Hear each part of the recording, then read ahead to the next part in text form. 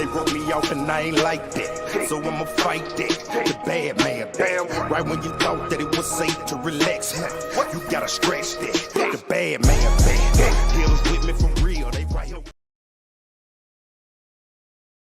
Yeah, man, it's your boy Big LAC. This is the Big LAC Show. We have Prity Tiggr. What up, what up, what up, what up, what up? Hey, y'all. I need you to do me a favor. What's that? I need you to start from the beginning.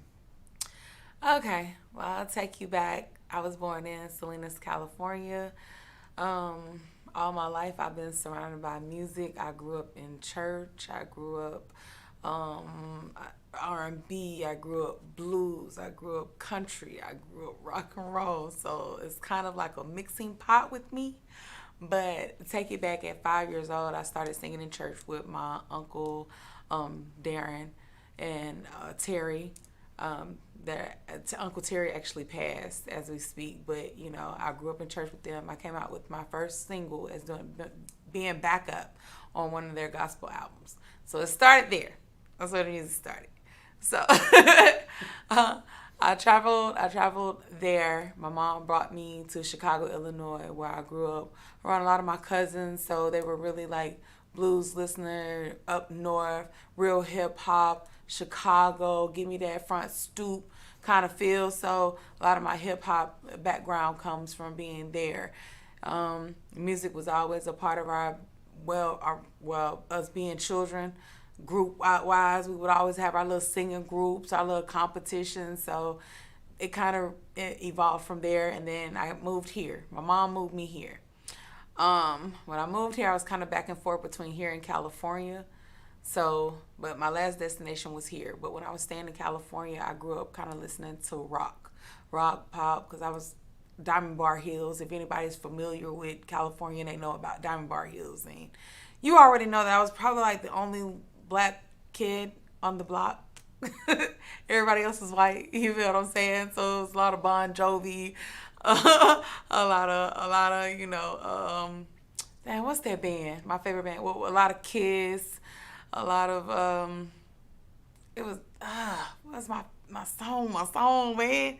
Baby, I was singing it the other day. What is it called? Oh my God. But anyway, it's a lot of rock. Love a lot of rock.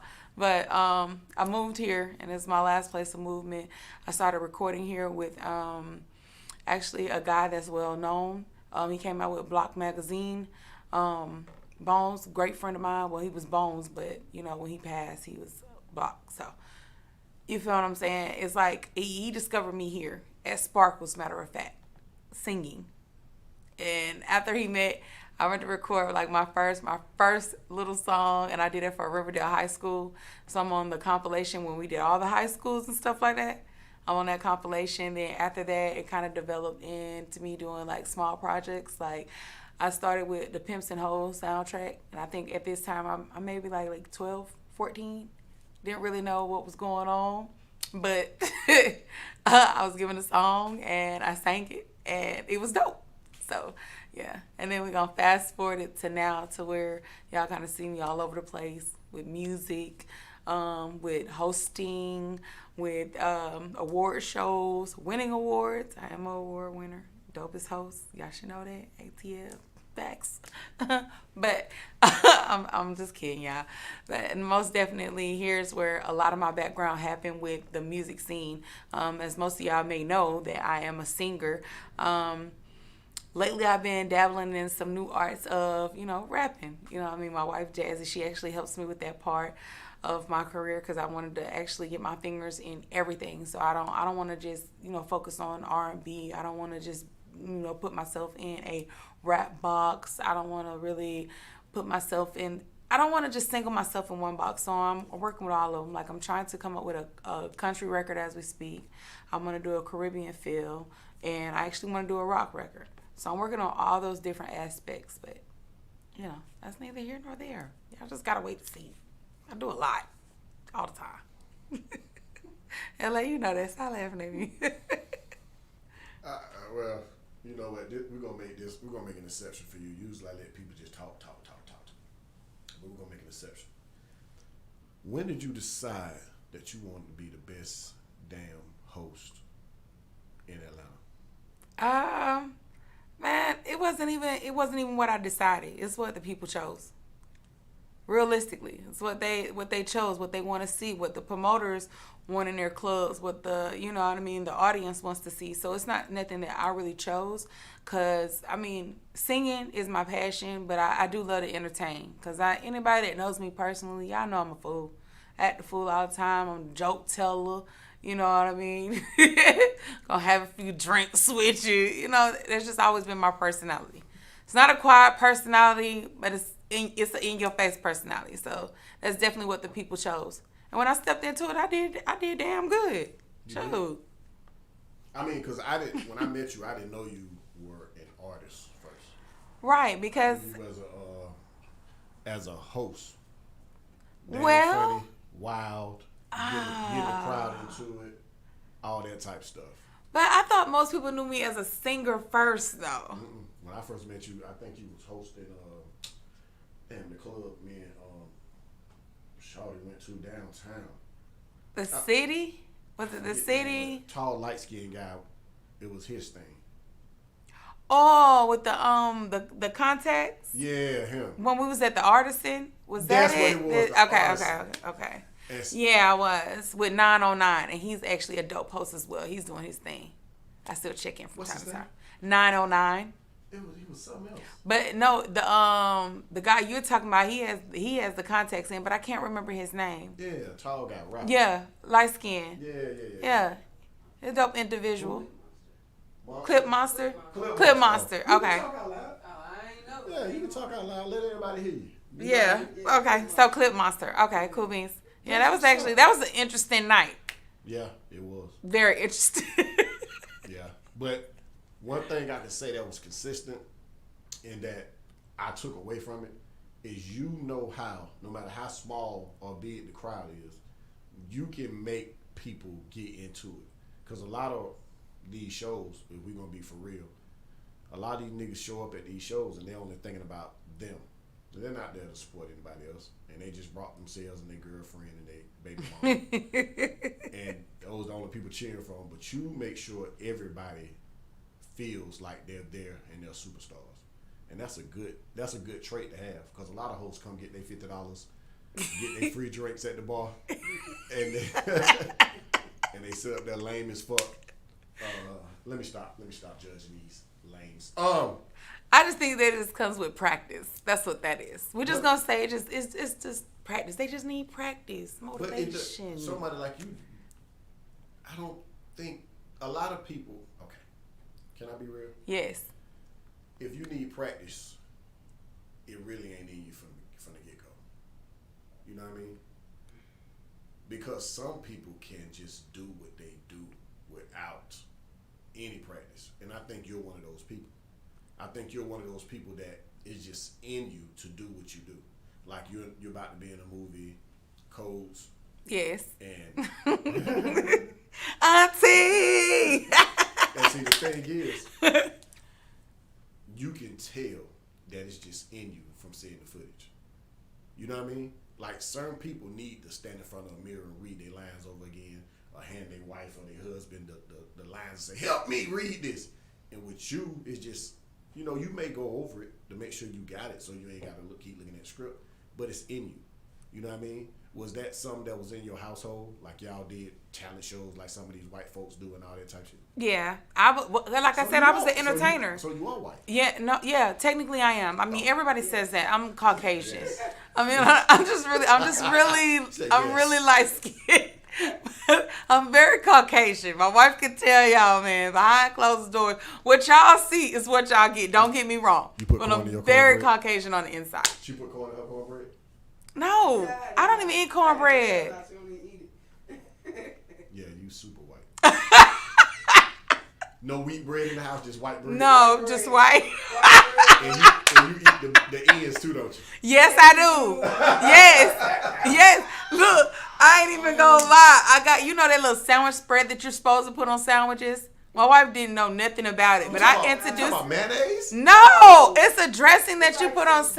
Man, see.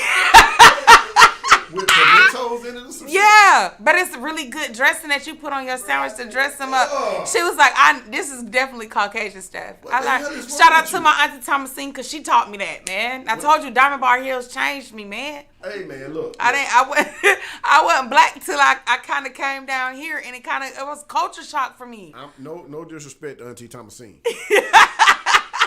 But we don't do that right here.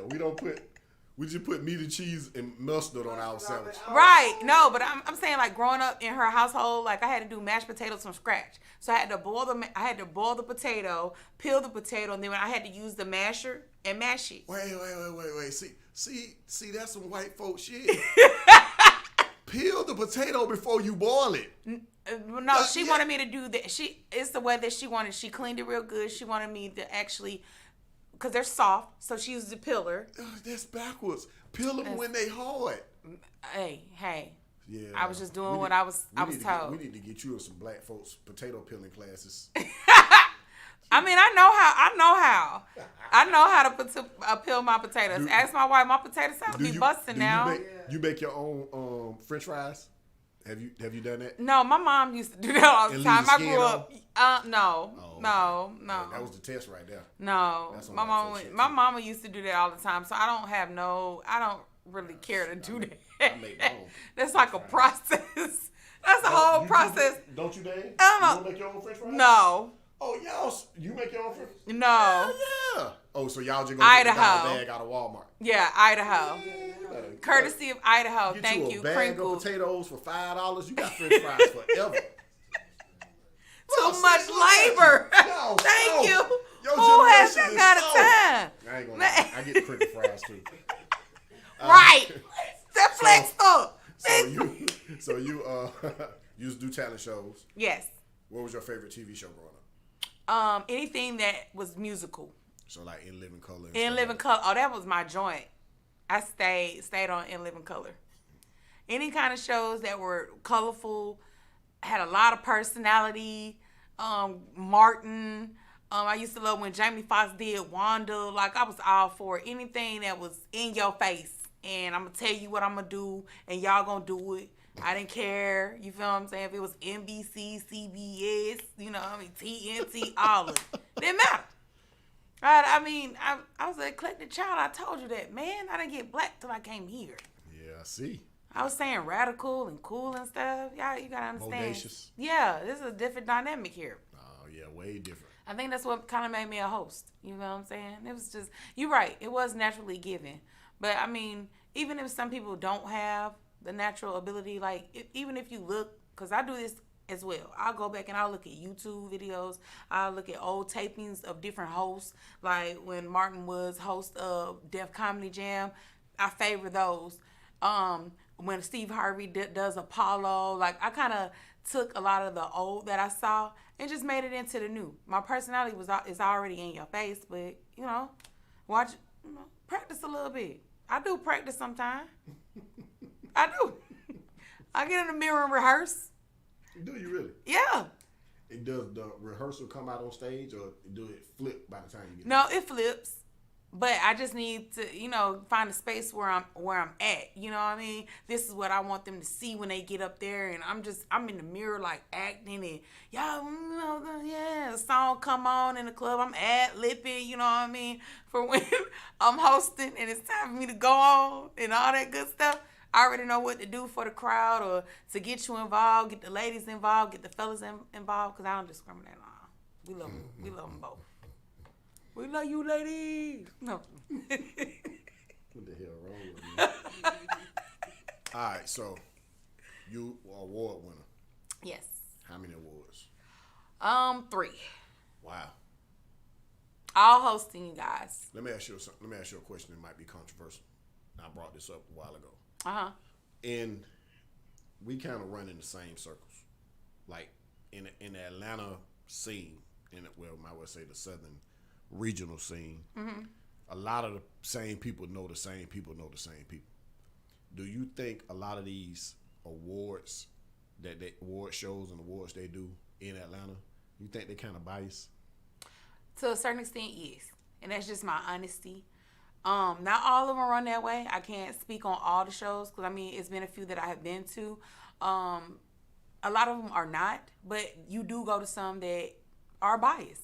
You know what I mean? Because they have a certain demeanor, they have a certain squad, they have a certain few that they fool with, and that's cool. That's cool if that's how you want to do your business. I can't tell you otherwise.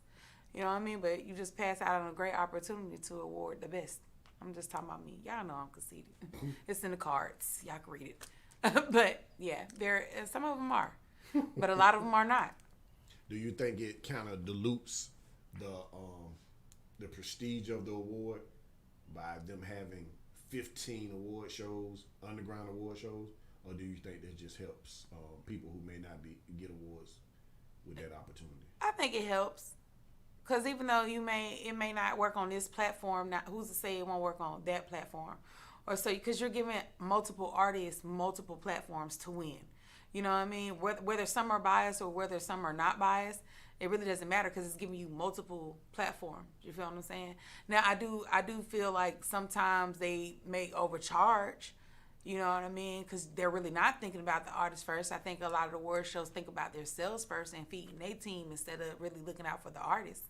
But that's my personal opinion.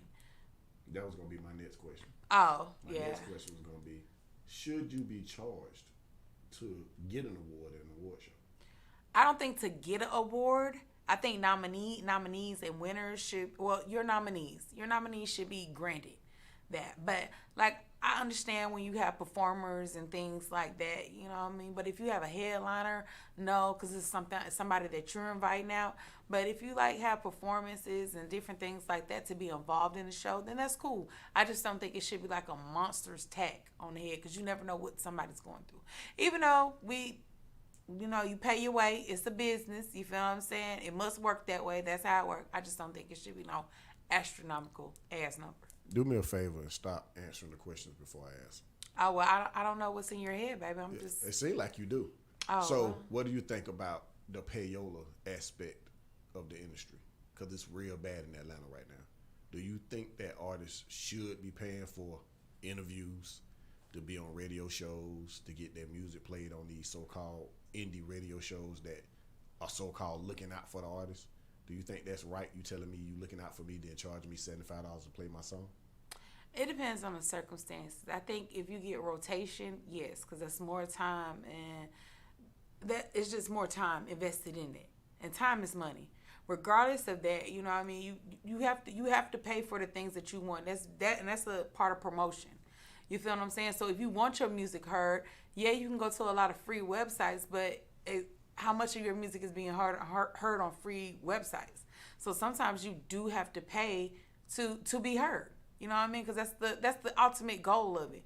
Like, I mean, I wouldn't pay you $75 and you only got like 4 listeners. But people are doing that though.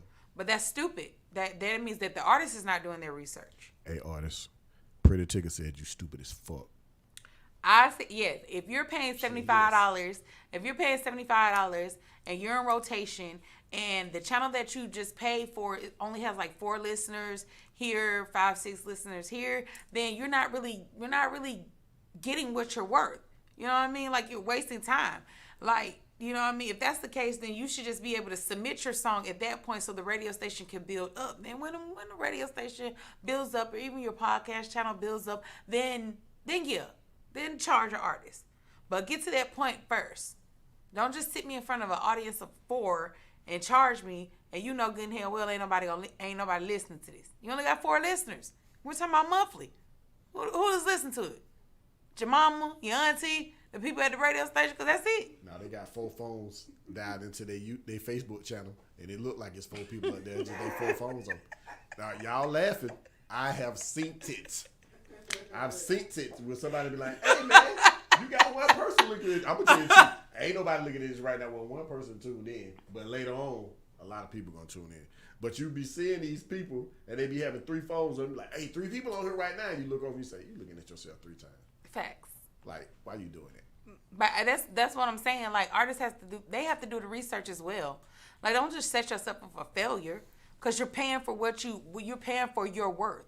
Like, if you feel that your song's supposed to be spent on 345 stations and you pay $75 for each one, make sure it's the quality that it's what you're needing. Make sure it's the quality and the quantity that you're needing.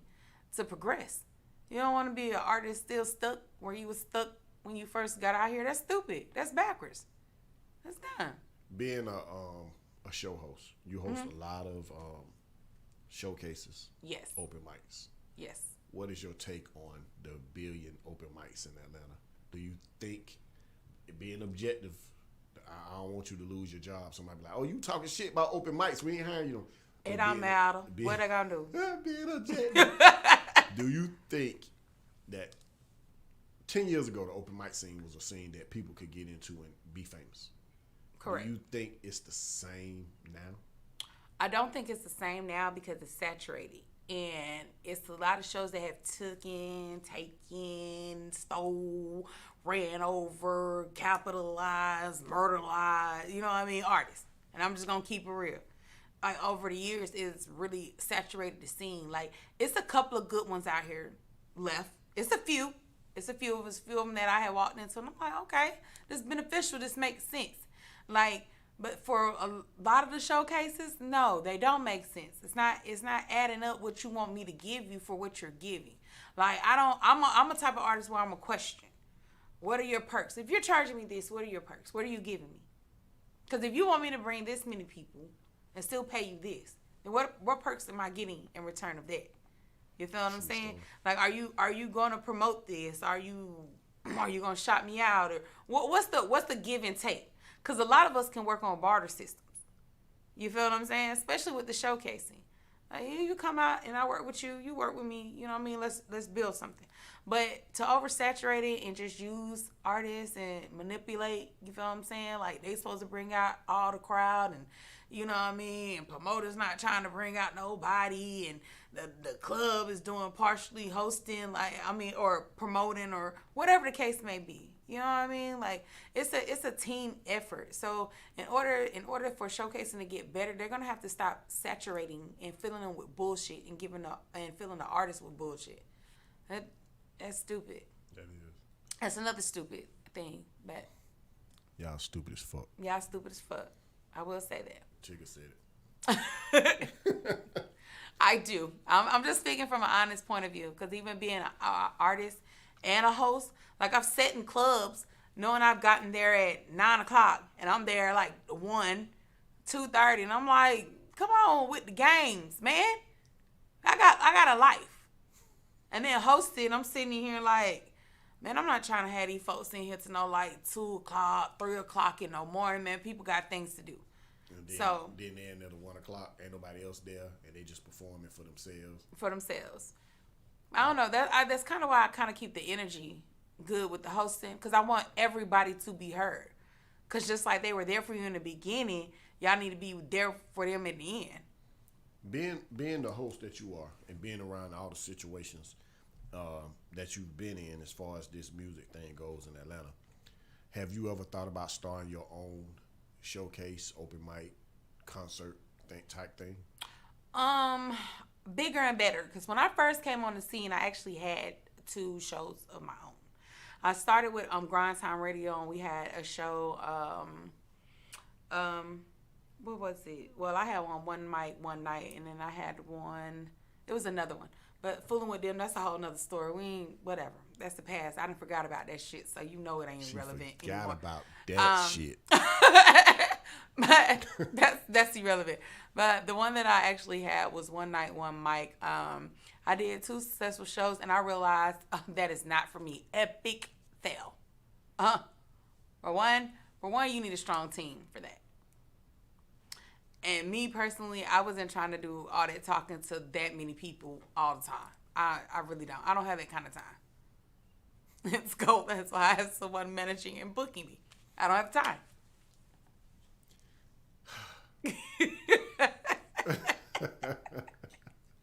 Okay. Okay. She don't have the damn time. Somebody texted me, I'm doing a show. Well, that's what happened. Oh, okay. This my son apologizing. Leave that boy alone. We're not going to do this on there. 18 years old, man. He need to learn. I'm going to ask you a few more questions. I'm going to get you out of here. Okay. You married the love of your life. Cheese. Stop it. In a time where the LGBT, I'm gonna mess it up. QTAI plus. Let it go. Our community. in a time where the community that you're involved in seems to be having, like, it was doing great for about 5-6 years. Mm-hmm.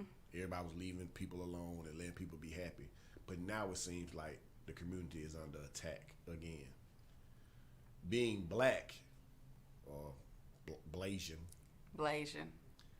being a black woman in a same-sex marriage, when you see stuff that's derogatory towards your lifestyle, how do you feel? What does that make you feel? Do because a lot of people say, "Oh, it attacks my mental health. It makes me do this, it make me do that." I had somebody else in here a couple of weeks ago that I wanted to ask, but they hurt their hand. I'm throwing up air quotes for people that can't see me. She know who she is, and so I really wanted to ask her this question. Mm-hmm. I think you're a better person for this question. How does it make you feel with all these blatant attacks towards your? I'm gonna be honest. I don't feel either way. You don't give a damn? I don't care. The reason being that I don't care, my life is going to continue one way or another. Mm.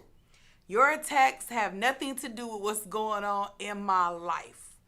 Now, what I do say is that we must protect ourselves and we must stand together because we are a community. I totally agree. But what I can't do is like with wording, because I know a lot of people right now, they own the baby. They own the baby for what he said. I can't feel a type of way or feel against him or not against him because people say things every day. People do things every day. And it's up to you on how they make you feel. And if you could change the way I feel through the course of the day, then you have more power over me than I have over myself. That's a problem. I can't give you that. So whether you hate me or don't, I really don't give a fuck. Hey. I'm so serious. Hey, let me let this mic up. I'm so serious. Tigger don't give a fuck. I can care Bring less. the mic back down. No, definitely, I can care less. You don't have to like. You don't have to like me. You can say whatever you want to say about me. That is not going to affect the person that I am. It's not going to change the people that love me. It's not going to do none of that. And once our community gets stronger with those feelings, less will bother you. Less will affect you. If you're secure with who you are, what does it matter what anybody has to say? You secure with you. Amen. You made a choice. Damn right. What's the problem? Oh, so you mad because somebody said if you sucking dick in park? Or you got AIDS? Or, you know what I'm saying? Or you're wrong. You're wrong or... Yeah. If you a nigga sucking dick in the parking lot, or you ain't a nigga sucking dick in the parking lot, put your camera phone up. What? I mean, but a nigga could have went for a female. There's a lot of females around here sucking cock in the park. Why would the whole community get mad about that though? I don't know. I didn't even know he said that shit. I don't know. Yeah, he said if you ain't a nigga sucking dick in the put your lighters up. put your camera phone up. I'm not laughing at niggas sucking dick in the park. It doesn't matter I'm either laughing way at it goes. the ignorance of getting mad about that. Because if you're secure with who you are, what does it matter what anybody say? You got celebrities. You have comedians that come up there and make jokes about us. What does it matter? You're secure about us. We have, as a gay community, we have a lot of rights. Let that shit go. And let it go and be happy and be gay and be married. Hello. Hey. Let it ride. What does it matter? Damn it. Be happy and be gay and you need to put that on some t-shirts. I don't give a fuck who you are. I would wear that t-shirt. I'm happy. I made the choice to marry my wife. But that's smart though. And then like we get judgments, but who cares? Nobody. Who cares? The people that are Because guess what? At the end of the night, guess what? It's still going to be a lot of sex talk. It's going to be a lot of freaking. And we going to be in y'all face in public. Literally. And hugging. Fuck you. So it really doesn't fucking matter. Hey. We're going to go pull our sheets back. I'm bringing her back next week. Next and last question, and we're gonna get you out of here. Okay, what's going on? What do you have coming up?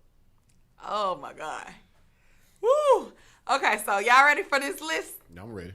Okay, so August 21st, I have the I Sign Myself nomination party going on. I will be the host. Y'all already know. Y'all hit up my brother Cheddar Real, Rena Creeps, or Sippy Boy ENT. We are all rocking out, so it's going to be a big turnout.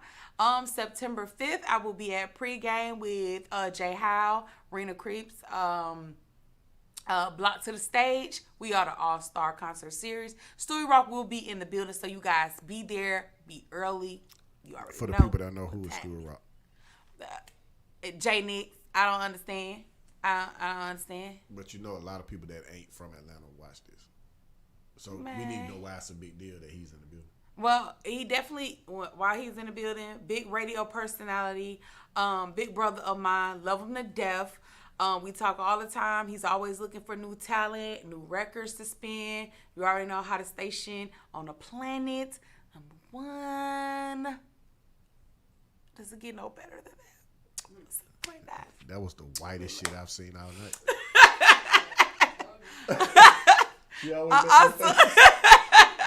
Goodness gracious.